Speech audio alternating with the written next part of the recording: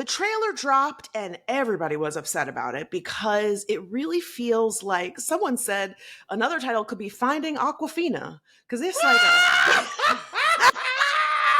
Yo, would track her like that. You ain't wrong. The voice is giving you're not black accent. Ooh, wait. No. Listen.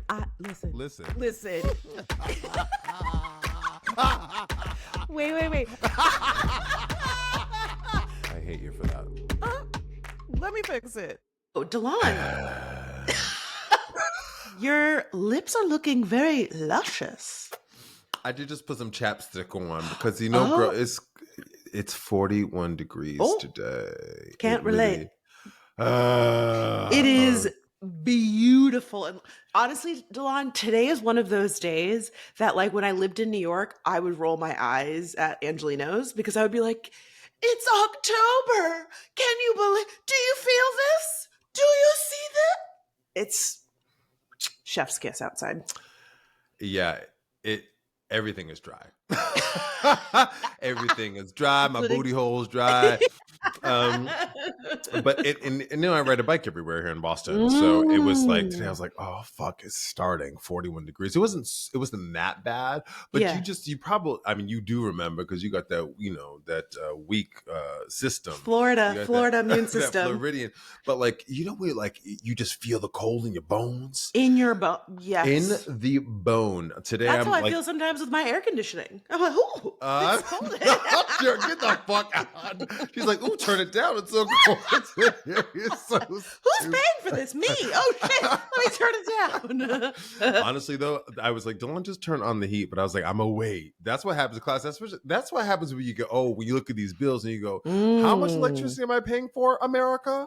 Jesus. Let me wait a few more days and put some socks on, okay? All right. Well, listen, we're trying something new this week because we are winging it. So let's just dive in. Welcome back to Let Me Fix It. I'm Franchesca Ramsey. I'm an actress. I'm a writer, a producer, a graphic designer. And this is the podcast that says, what are we doing today? We don't have a doc. So I don't know. We'll see what comes out the mouth. Hopefully we don't have to edit anything. And I'm DeLon Grant. I'm an actor, singer, writer, photographer, and an educator. And as Fran was saying in class today, we just have some topics that we're just going to do round robin style, off the cuff, as they say. And Fran, one of the ones I wanted to talk about is, did you hear about Amazon cutting 500,000 jobs in the next 10 years? And it's your favorite reason why. Are they going to make them AI? It's your favorite reason why they're going to automate everything. And here's what's fucked up and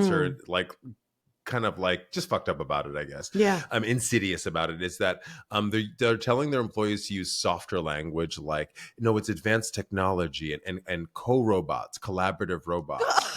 and then yeah, like we're that stupid. I hate that. And they're also they're investing in like Toys for Tots so they can be like good stewards of the community when they lose 25% of the jobs in these factories, right? So just even more of an economic boycott class. But they should have been doing Toys for Tots to begin with. So like you're not getting a cookie.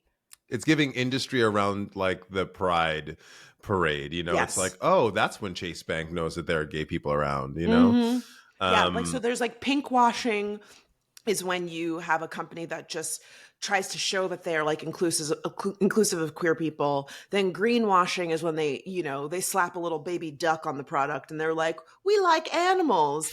And then AI, well, I guess this is just like bot washing. Like they're trying to make it not look like bots are like they're replacing people with bots. I don't know. It should be clear washing because it's trying to say something exists that does exist. It's really annoying. Again, I do think I keep harping on this, and it'll probably get me in trouble some days. Someday down the line, but I really do think that we have to like look at these companies because they are the ones. Like, why do you need so much? Why do you hundreds of billions of dollars? Yeah. Like, it's so. I got a notification from my loan company today for my student loans, and they were like, "Hey, because of this lawsuit, you actually don't have to change your income repayment plan until 2028." But I needed to do that in 2026 because Trump was like, "Yeah, nope, we're not honoring that anymore." Yeah. So like, but like there are people out here struggling to make it all work. And why do you Mm-hmm. need hundreds of millions of dollars? How many houses do you need? Well, and you know what? That is a really good segue into a topic that I wanted to talk about. Have you heard that they are saying that there's going to be no SNAP benefits starting November 1st? And Trump is not using any emergency funds to help people out. Now, here's what's really interesting. And the reason I thought about it with the Amazon of it all is I recently learned, because here's the thing, class. You're seeing people say all sorts of like racist, hateful shit about people who receive SNAP benefits. One thing you will probably hear repeated over and over again is go get a job, you freeloaders. The reality is, most people on SNAP benefits have jobs. It's supplemental because they're Most not of making them. enough money. Right. Well, here's what I learned, Delon. One of the biggest employers of people on SNAP benefits is Walmart. Walmart.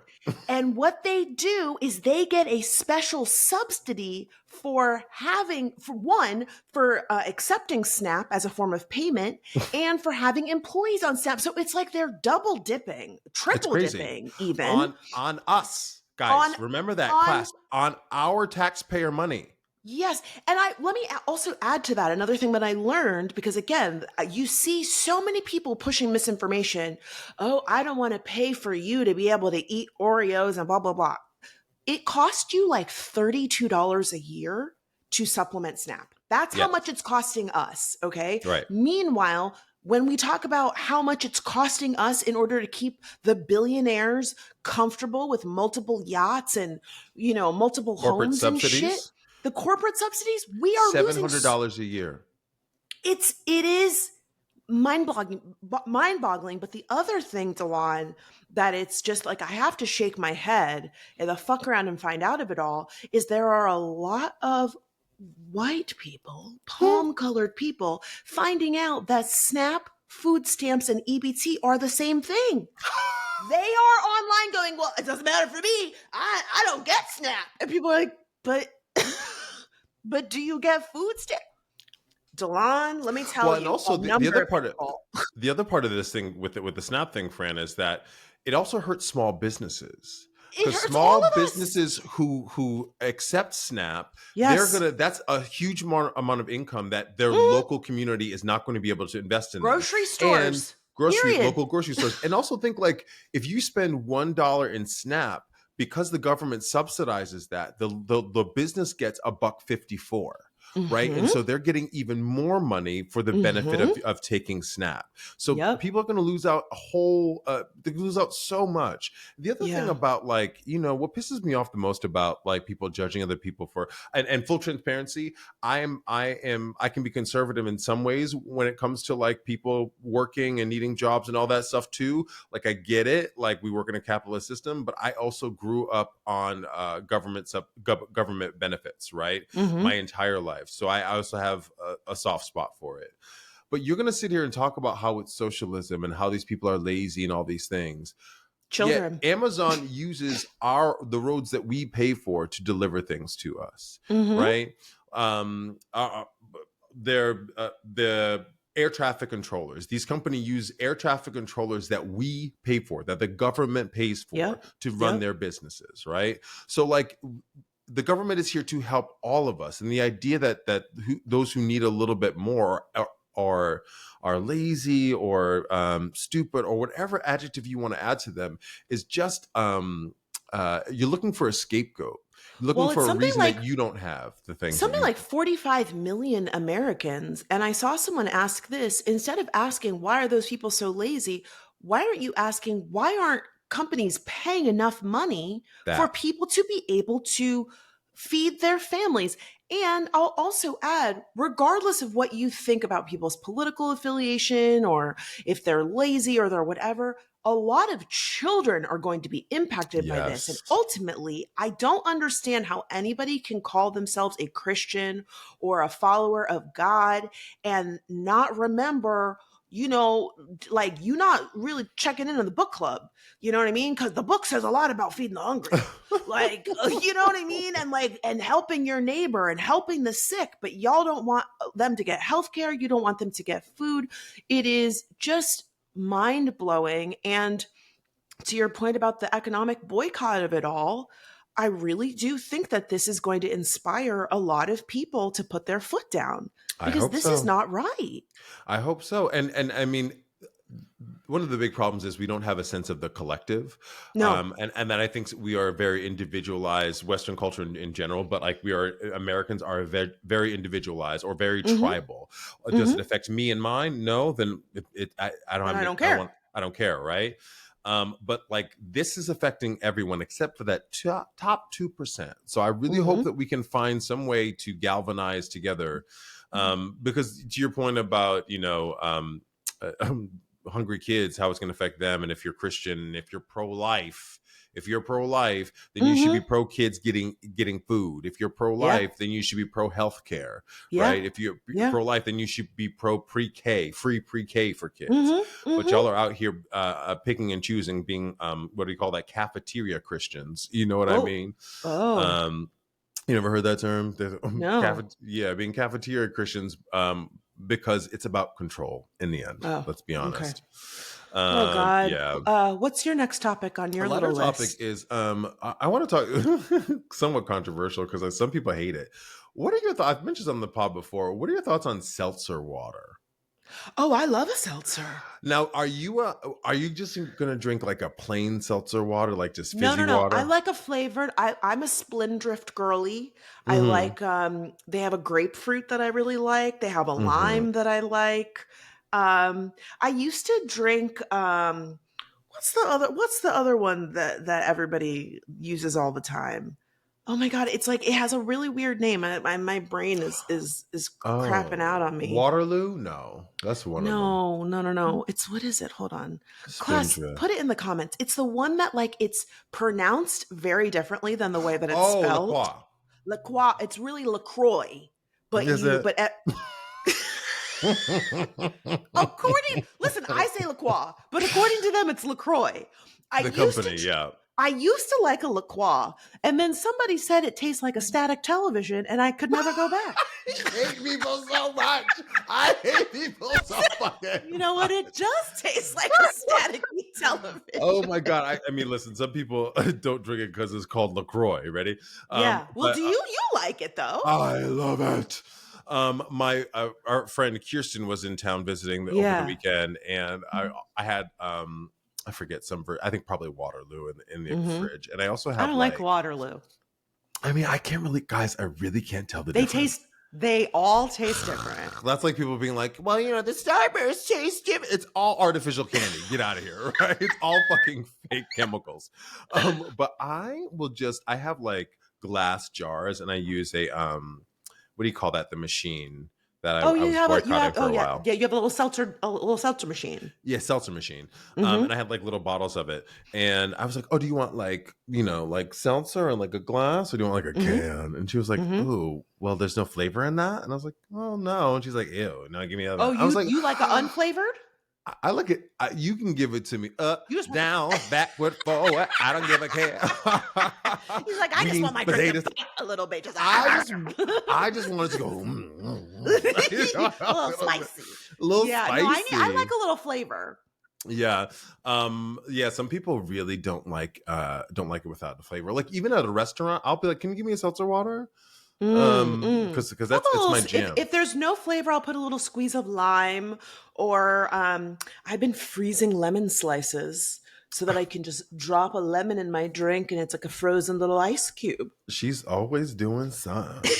She's always doing Always doing that. And the something. something is literally cutting a lemon and throwing it in the freezer. Like it's not that. I know you don't cook, so I know that Bro, really feels like no, a but listen, she's huge. always she always has something. She's like, oh, you know what I do now is I use this other thing. But that's just also you being a helper. That's also you being a helper and wanting That to is bequeath the things That that is you learned. so funny. You know what's really funny about that, Delon? Is I recently had that same interaction with Shamika, class, my writing partner, who's like my best girlfriend. So you tell me I'm always doing something. I tell Shamika she's always trying to like upgrade her life. Every time I talk to her, she's like, I'm doing a 30-day yoga challenge. I'm doing a breathing marathon where every morning I start with a breath thing. Now I'm doing a poetry challenge where I'm writing it. I'm like, girl, you are just Shamika 4.0. She always trying to Girl. upgrade her life somehow. She said, yeah, improve. I'm trying to always optimize. Okay. It's very cute, but I feel like your comments about me and trying different new things in the kitchen, it's kind of like we're two sides of the same coin. So I'm sure she Totally. will enjoy that. Okay, so another thing I wanted to talk about, and I'm chronically online, so I know you don't know about this. Have you heard about the controversy around Keke Palmer's new web series? Oh no, what is that? So Kiki Palmer has this YouTube channel called KeyTV where she produces a bunch of like different series. And last week they dropped the trailer for this new series, and the internet was ablaze because the show was called Southern Fried Rice. Can you any any guesses what you think this show might be about, Delon? Oh God, I feel it's like I don't know. Is it? Oh God, I'm so uncomfortable even saying it. It's like Yeah, Asian people who are making fried chicken. I don't know. That God, it's so I mean, it uncomfortable. might you're not that far off. It is about a Asian American woman who's from Korea who is raised by a Southern Black family, and then she goes to attend an HBCU in Atlanta. And And the trail this is like a fictional scripted. narrative. Yes, it's No, scripted. no, And, it's no. really, the trailer dropped and everybody was upset about it because it really feels like someone said another title could be Finding Aquafina. Because it's like Yo, would track her like that. You ain't wrong. The voice you're is not, giving you're not, well, black accent. It's giving and so black that accent. and so that's the girl, Delon, and it's so weird because the main girl, her name is Coco, and she has, I don't know if they gave her like a loose perm or Oh no, something, and she's doing this like, no. yeah, black culture is all I know. I might not be black, but I love black culture, and she's got this like dark skinned black roommate who's kind of made out to be the villain. Meanwhile, she's just saying like, pretty valid stuff like, hey, you need to understand your privilege. And she's like, I'm not privileged. And it's like, yes, you are. You're not black. So there's been a lot of backlash. The show's creator, Nakia Stevens, is a black woman. And she said that she was very inspired by her HBCU experience. And I don't want to take away from her that she might have been inspired by the fact that she studied abroad. And, there are Asian students, there are people who are not black at HBCUs. Right. But the thing that I felt, and a lot of people also asked after the trailer dropped, and then, the series itself has not seemed to really answer the question is why this story? And especially as a black woman, why did you need to center an Asian character, a Korean Mm. character, and then the show was called Southern Fried Rice? Fried rice is Chinese. Like it's just like it just feels very stereotypical And is and it? And is it? Is there a level of like not irony necessarily, but like intelligence around the comment on race? Or is it like we're trying to make some kind of broader point? I mean, from what you've seen so far. so I have not watched the show, to be fair, but I've watched some reviews of the show and I watched the trailer. It doesn't seem to be ironic at all. Like it seems to be pretty heartfelt and genuine. And Kiki Palmer made a video responding to the backlash, and she said something to the effect of a lot of black people worked on this show, from the costume designers to the makeup to the writer to the executive producer to a lot of the cast. Like diversity and representation takes many forms, which like she's not wrong. Sure. But the thing that a lot of people said that I felt was, worth highlighting is like, you don't see Asian creators making shows centering black people. So like Right. why is this show? And again, I don't think it's a bad thing to have a multicultural cast. Like I feel like if maybe the lead was Blasian, like black and Asian, and she's Sure. trying to connect with her black roots, right? She doesn't Right. know about her black side because she's raised by her Asian family, or a black girl that's adopted by Asian folks, or adopted by white folks and wants to connect with her Right. black family. I don't know if you saw this, that Zahara, who is Angelina Jolie's black daughter, she Hmm. is at an HBCU, Right. right? So like there's some interesting stories to be told there. And even I feel like this would have been a great opportunity if she really was like gung ho about this story to bring in a Korean writer, because I saw a lot of Asian people commenting on this and being like, this is not cool. Yeah. Why are y'all like, why are we in it? Right, right. Just, I think there's also just something about, I've talked about this before on the pod, of just like using race as entertainment, right? mm, And I without and I this is the first I've ever heard about this show, so I'm speaking completely ignorantly. I completely yeah. concede that, right? But using race as entertainment without there being some kind of broader, not necessarily an allegory or some kind of message, that, but unpacking something substantive about it. Like I don't need to see any more shows or movies or plays or musicals about slavery. I don't need to Mm-hmm. see any more. We talked about The Perfect Neighbor, like as we said last Yeah. week on the pod. I probably wouldn't have watched that had I known what it was about, but I kind of went in, I Mm-hmm. thought it was something completely different. I just don't think it has value without saying something more about society and making us complicit in it a little bit more. Mm-hmm. And I know Keke Palmer, I know her work. It's funny. I'm sure this show is funny. I'm sure it's irreverent.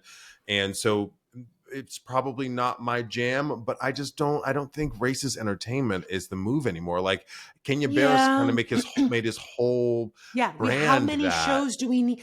Yeah. And I think to your point about that, look, I'm not the biggest fan of Kenya Barris, but when he came out with Blackish in like what was that, 2009, 2010, Mhm. it was kind of revolutionary. You know what I Right. mean? Like it served its purpose, and I think that that's one of the big issues with this show is that it feels really dated, like a show about an Asian girl who Mm. doesn't fit in around a bunch of black people. And again, I just watched some clips from the trailer, but you guys put this out as what you thought was representative of the show. It's a lot of black people telling her, you don't belong, stop trying to act like us, you don't fit in here. She shows up to her dorm and the black roommate embraces her black half sister thinking that she's the roommate, and then as soon as she sees that it's Asian, she's like, ugh, just like this feeling of like black people are mean, when like the Yeah. reality is black people, we accept everybody. Like, But black people, we do, but we also like we don't pull any punches. We're not gonna tell you we like you if we don't. We're not right, gonna, but you know what I like mean? this whole like the framing of like, I'm just trying to be myself, and like all these black kids, they won't accept me. It's like, yeah, but if you're cool, we do accept you. And Right. also like, this is to your point about like race being the driving engine of the story. It just is very surface. And again, I have not watched the show, but from people that I respect and watching some of the reviews, it just feels like they don't really give this girl much of a character outside of, I'm Asian and I'm going to an HBCU, and I can't understand like what the point of the show, like what were we supposed to glean from the show? I'm not really sure. Um I am glad that, more black people are getting opportunities to make things that aren't on traditional streaming networks. Like I think that's a positive thing. But I do Right. think there's a lesson here just in terms of like, when you're telling a story, what's the goal of the story? And also, is it your story to tell? Like, if this girl had a Yeah, I great, think. what, like, sorry, she had an experience at an HBCU and then she studied abroad. Make the show about studying abroad. But that's a show that I think is interesting and I haven't seen. But, fish out of water around black people, I just like, okay, Yeah, enough. and I think back to Blackish and that success again. It's totally dated. I completely hear you on that. But I think one of the things that worked about Blackish was it was an insular conversation. It was an Mm-hmm. insular conversation that you are coming to witness this family dealing with being black in a white society, but it's Mm-hmm. them dealing with it. Mm-hmm.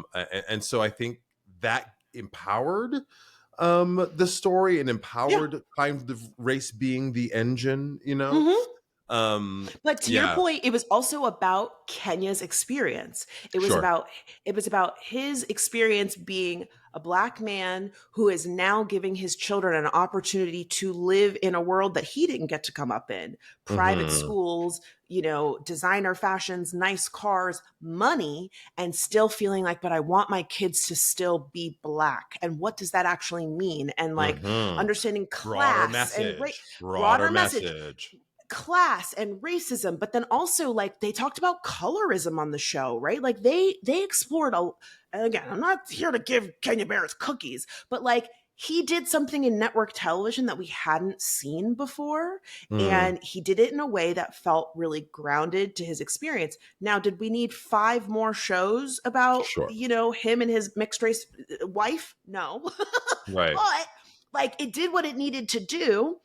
And I would even argue like Grownish really became almost like a modern version of A Different World, like a black girl's college experience Right. and like coming of age and her, finding her voice. Like this again, if it was a co-creation between a black woman and a Korean woman, I think it would have maybe struck a different tone and felt a Hmm. little bit more authentic. But like, it just feels like a bad caricature. The voice, there's a scene where it's kind of like an animated backstory of how she, came to be with black parents. And she said, I grew up with fried chicken and cornbread. And do you have McDonald's money?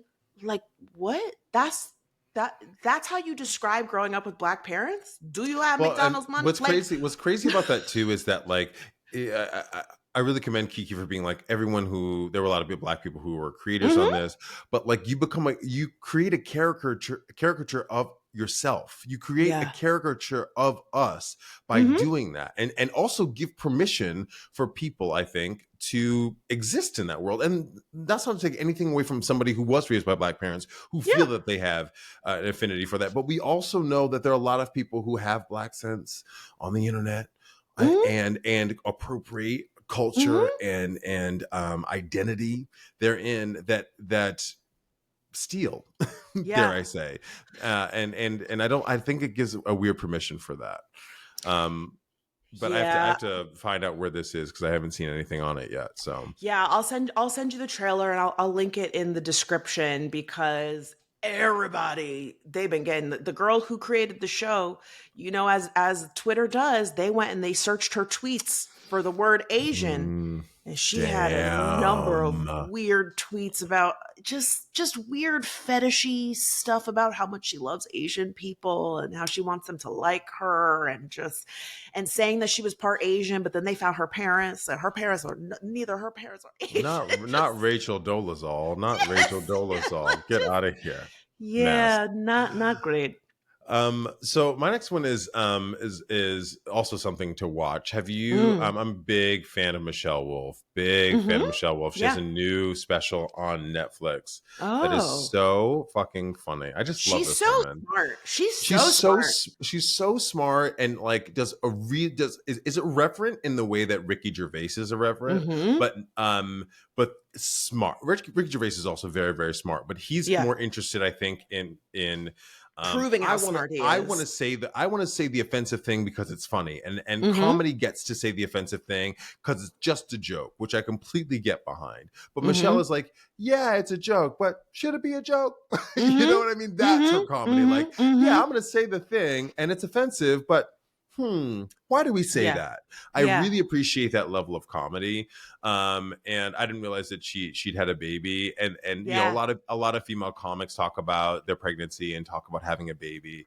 But I'm ruining this, spoiler alert. She talks about like she makes a lot of dead baby jokes in her Mm. comedy, and she talks about like how hard it is to now tell a dead baby joke when you have a human being that you really love and want to keep Yeah. alive. Oh, that's So interesting. hard reco on Michelle. I forget what it's called. But I mean, a new, honestly, I'm going to say watch all of Michelle Wolf's watch specials all because of them.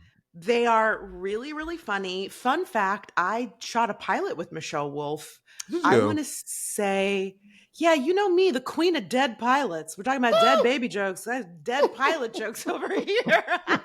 um, yeah, I want to say this was 2013, Oof, maybe. goodness.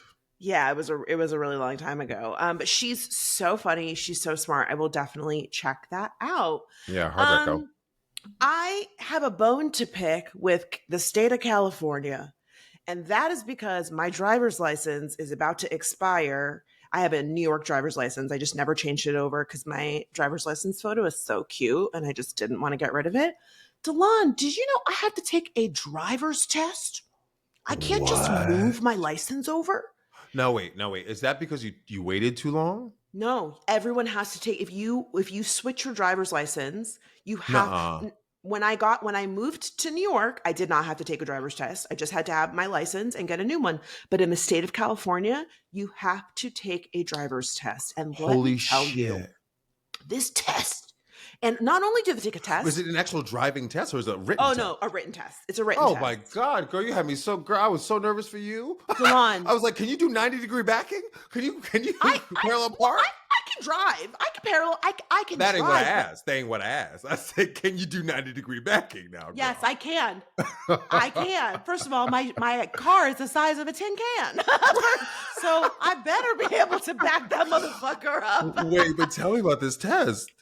Delon, not only do you have to take a written test, you have to pass an 80%. 80%. Shit. And I think it's like 45 questions. I just started studying for it. When I tell you the questions are like, if it's foggy, how many feet do you need to be behind the car in front of you? Are you kidding me? Are you The kidding questions me? are so hard. Okay, here's one. Here's one. Wow. When you are parking uphill, which way do you turn your wheels? Do you turn Into them the curb. away from the curb or you turn them into the curb? Into Okay, the curb. so you know that one. When you're down, you turn them away from the curb. Yeah. But yeah. like I don't freak. Like they're Well, that's so logical though. Like if your car's brake, because then it's gonna go back this way. because then you don't want it to go into the street. You want it to hit the Right. curb. Okay, that was fine. That was an easy one. Wait, I have one for you. Okay. What? How early are you supposed to put your turn signal on? Ooh, When you're I think turning. I think you're supposed to do like 10 seconds. So you're supposed to 100 like, feet. but how much is 100 feet? You know what? When in doubt, turn that shit on because I have a bone to pick with Massachusetts driving. Because I ride a bike every fucking where. Turn that shit on. Nobody uses a signal in this damn city. Yeah, no, it's true. It's true. Do people do that in LA too? No, I mean, the drivers here aren't terrible. They're not, people complain about the drivers in LA, but I feel like because the drivers in Miami are so bad. Are they like, really? Oh my God, the drivers in Miami. When I moved here, people are like, get ready, the traffic is so bad. I'm like, I'm from South Florida. The traffic in Miami is horrendous. I'm fine here. Like, you know me, I'm chronically early. I'm basically a premature baby. I'm showing up 15 minutes early wherever I gotta be. And so granted, traffic sucks here, but I never think it's that bad. It's really bad when it rains. Nobody knows how to drive in the rain here. One, because I guess like because it rains so infrequently, there's a lot of like oil from people's cars on the road. And then when it rains, like everybody's like slipping and sliding and like hydroplaning. Yeah. And so like it just doesn't rain very often here. So like people just don't really know what to do. If it's raining and I need to be somewhere, I will be like, sorry, I'm probably not going to go. Like, wow, are you serious? It's that bad. I'll skip things. Yeah, because I'm not trying to get into an accident. But let me tell you, this test is no joke. I'm giving myself time. I scheduled my appointment. I like did my research. It said that you should go to the DMV in the middle 2 weeks of the month, never at the first week of the month, never at the last week of the month, because everybody's there. Okay. So you should do it in the middle of the month, in the middle of the week. So I'm giving myself like 2 weeks to study for this test. I like got a little site that like, you know, does little flashcards and stuff. It's so much. It's so much. Can I ask some other questions? So you said it's 45 questions, is it? Like 45-ish. Yeah. 45 questions. And it's random. You don't know. It's a mixture of questions. Really? And so will you have to answer all 45? Do you know? You have to answer all questions. It's multiple choice. You get 3 times. Damn. You get 3 times to take the test. And then if you fail all 3 times, you have to test again in like, I don't know, a few weeks.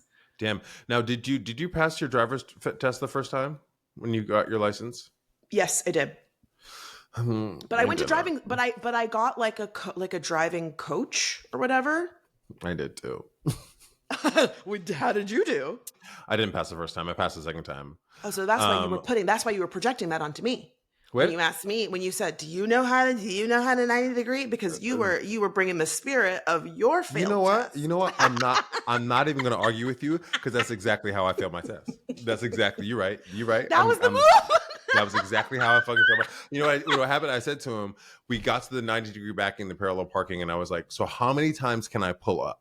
And he goes, as many times as you need. You're not supposed to ask questions. I didn't realize that. So he was like, okay. Oh. So I got back in, but I had to pull up 3 times.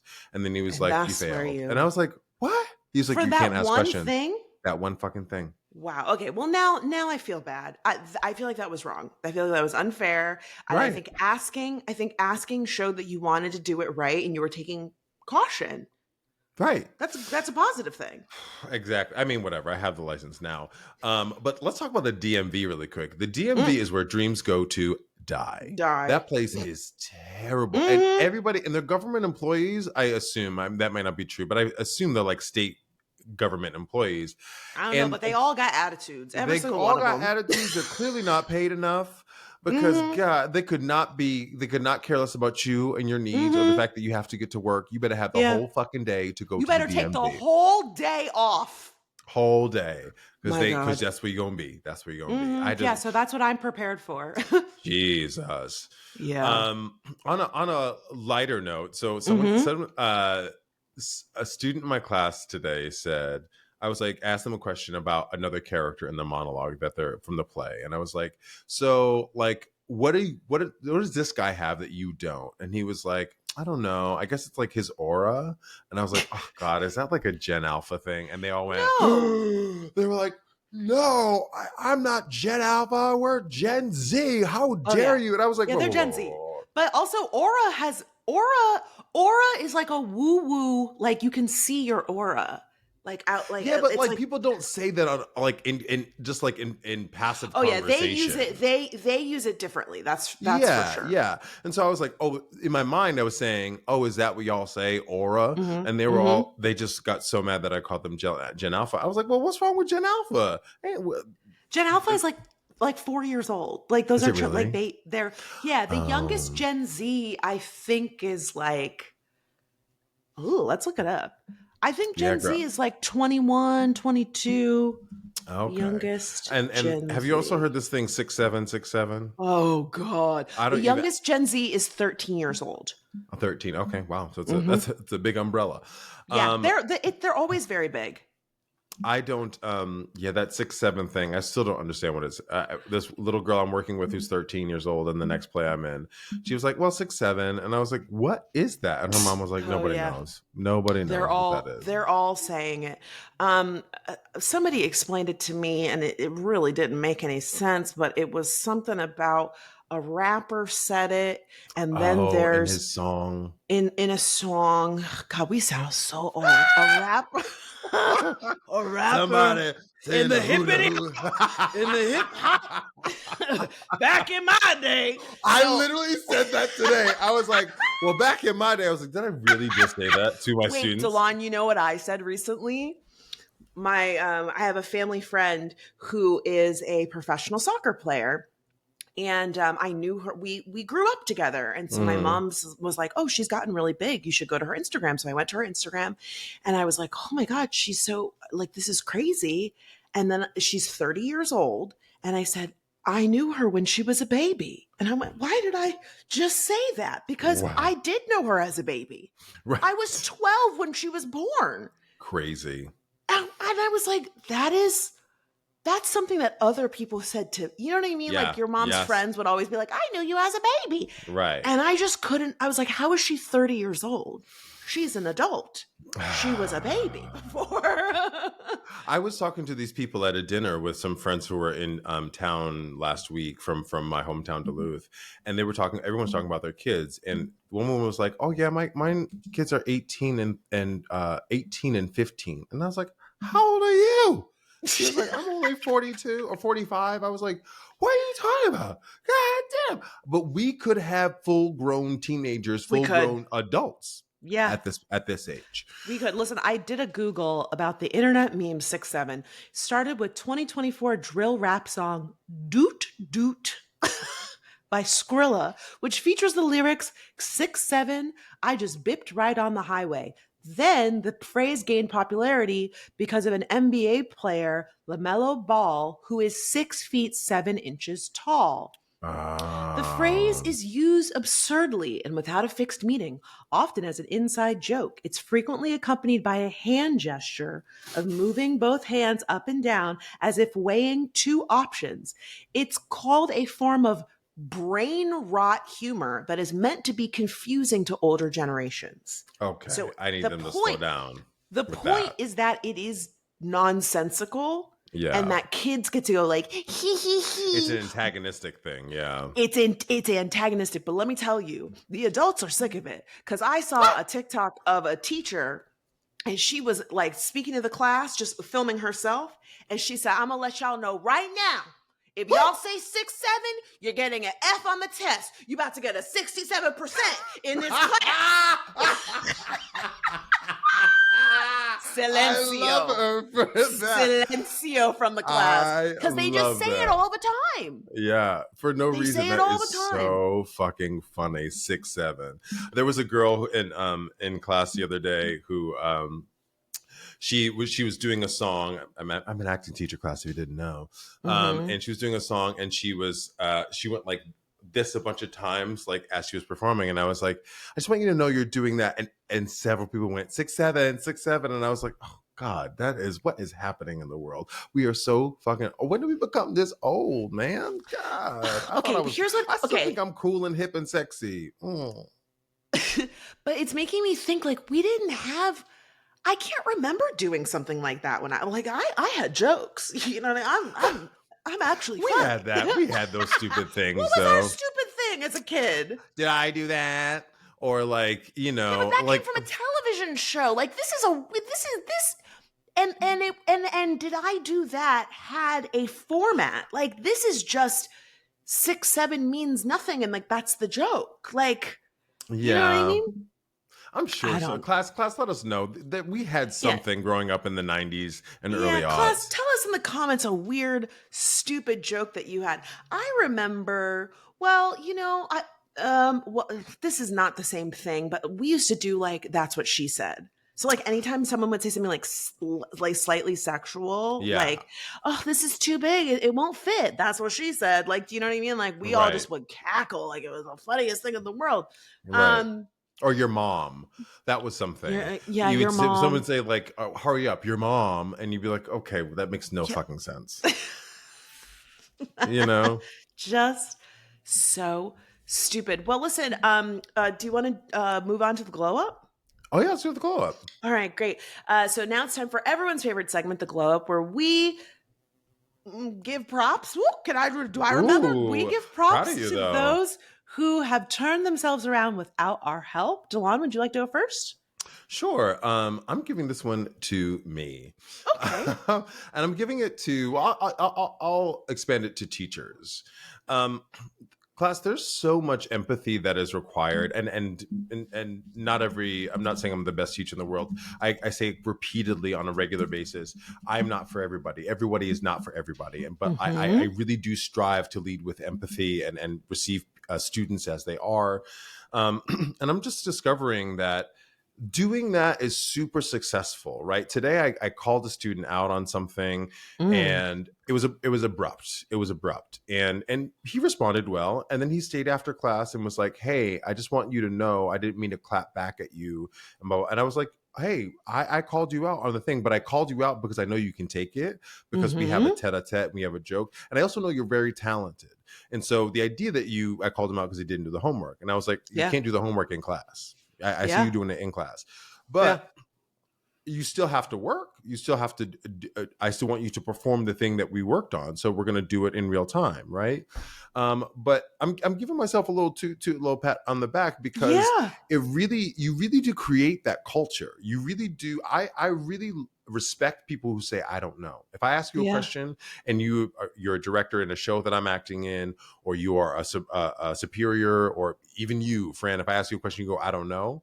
I trust you immensely. If you Mm-hmm. say I don't know, I'll get back to you, I trust you even more. If you Yeah. say, I don't know, but hey, let's figure it out together, I'm gonna buy you a drink. Let's sit down and be friends, right? I Yeah. trust that so much. And I'm realizing that that's how I lead. That's how, and again, it's not for everybody. Excuse me, but that is something that I really am discovering. I'm zooming out and kind of seeing myself do it in real time. I'm also Mm-hmm. seeing my students come to me in ways because they trust me, and that Mm-hmm. feels really, really good. So lead with empathy, everybody. I'm again, it's about me, but it's about everybody. Lead with empathy, especially the time we're in right now. I can't turn a corner. I can't have a conversation. I can't sit down with somebody without somebody saying, it's hard right now. It's a Yeah. really crazy time. Lead with Yeah. empathy with one another, Yeah. because that connection is the thing that gets us through, I think. Oh my goodness. Well, I can't say that I'm proud of you enough. I mean, you've worked so hard. I know you're a great teacher because you're a great actor and you're very empathetic. But also, the thing that I always talk to you about is like you sticking to your guns and having to put your foot down. And sometimes you got to Mm, knock some heads. And that's not in your nature. right. But there is a way to do it in a way that feels truthful to who you are, but still allows space for your students to grow, and it's not like a hard line like shutting people down, but like, they need a little tough love. That's what they are paying for. And people respect you when you do it. When you call Mm-hmm. people out on their bullshit, when you call people out when you know they have more to give, I respect you more, because Mm-hmm. I know I'm bullshit. I know I'm Mm-hmm. bullshitting. So if Yeah. I can call them out and go and in a gentle way, go like, come on now, you know Mm-hmm. better. We know we can do better. They respect you more, I think. Yeah. Wow. Um, Okay. yeah. What's yours? Well, I have two. Um, Ooh. my first one, this is a big deal for me. It is very rare that I say anything positive about AI, but I finally saw a positive application that I'm really excited about. Meta has these AI glasses, and blind people are using them as assisted devices. This is so fucking cool Wow. because they can talk to the glasses and the glasses can read things for them. So, for Wow. example, you open your dresser and you want to pick out, a shirt that matches the pants that you're wearing. The glasses will tell you what color it is. And they were showing all of these blind people using them. This is not something that they I don't think they anticipated that people would use them in this way. They released these meta glasses, and the thing I really don't like about them is that you can record from your glasses, and a Right. lot of people Right. are doing that without people's consent. But one of the unintended positive things is a lot of blind people have used them as assistive devices, to help them complete tasks that they normally wouldn't be able to on their own. There's also an app called Be My Eyes where you can connect with someone who can see and they can do things for you. So they can Mm. access it very quickly through the glasses, like through a really quick button push. And I just thought that that was so cool. And I really hope that more research goes into that, because I could see this being something that like could be really positive for people with disabilities. And again, like, we see so much AI being used for just bullshit stuff like swapping people's faces and, making fake videos and things like that. Like, this is something that's actually helping and empowering people. And I thought that was really neat. Yeah, you know what's crazy is that Meta has been trying to make these fucking Ray-Ban glasses And nobody for wants them. they have been trying to make them work for years, and Nobody wants they're them. too expensive. Nobody wants them. Hmm. But like, let this tech companies listen. I know you're trying to make a buck, but altruism works. If you Yeah. start with the idea of helping people in a way, Yes. you will have more cachet, more leverage with society to do all the Hmm. money making bullshit you want to do around it. The idea that Yeah. they tripped over that, I hope that that's a message to them and tells them, oh, let's do more of this because we can all get behind that. That's fucking amazing. Well, and to your point about the altruism, you're not going to make a lot of money helping disabled people. I mean, No, like, you are doing something positive, but it's but social currency. if you're trying to make bajillions of dollars, I would argue that there is something really positive about targeting a niche audience for something and Mm. really setting yourself apart from others. Whereas, you have a product that appeals to everyone. But again, like, if you're trying to make tons of money, then that's not going to be the method that most people are going to choose. But I saw this news segment about it and I wrote it down. I was like, wow, look at me saying something positive about AI. Look at the two sides of a coin. What's your Yes. second And one? then my second glow up is very quick. My glow up goes to myself. I am performing at the New York Comedy Festival this year on Oh, November wait. No. 15th. Stop. Thank you very Class, much. I'm stopping her because she has been on her stand-up game for a Mm-hmm. minute now, Yeah. and I just have to shine it. You've been really chipping away at it, and I like, have. wow, like Thank that's so you. big, Fran, and great job, Continue. Thank you When so is much. it? I'm making some content this week to start promoting the show and getting people to sign up. I'm going to shout out my friend Amber Wallen because she has a show in Chicago coming up, and I've been very inspired by how she's been putting out sketches and using them as a way to kind of like backdoor promote the show. It's really smart. It's so hard to get people to come to things anymore. People don't want to spend money, and you put up a flyer, and people are like, ugh, whatever. So I'm about to start hitting the pavement to put out content. But if you want to come, I will put the link in the description box. It's November 15th at the Stand. It's on a Saturday. You know how I feel about New York, but I'm going for a few extra days because I got a new manager, and I'm going to go to my manager's office. She and some of her colleagues were going to come to my show. Cute. It's going to be really cute, and I'm staying with Michelle, and it's going to be really lovely, and I'm really excited. The show's being produced by Witty Titties, which is this awesome women and non-binary comedy collective here in Los Angeles. They've been enormous in my comedy journey. I've been doing their writing workshop. I've been doing their open mics. I've met so many great people there. Shout out to Jen Sturger and Genesis Soul. And so, yeah, I'm really excited. It's going to be really fun. It's going to be cold, but I'm going to be there, and I'll I'll be say telling my movie little for you. jokes. That's what's the name of it? One more time, friend.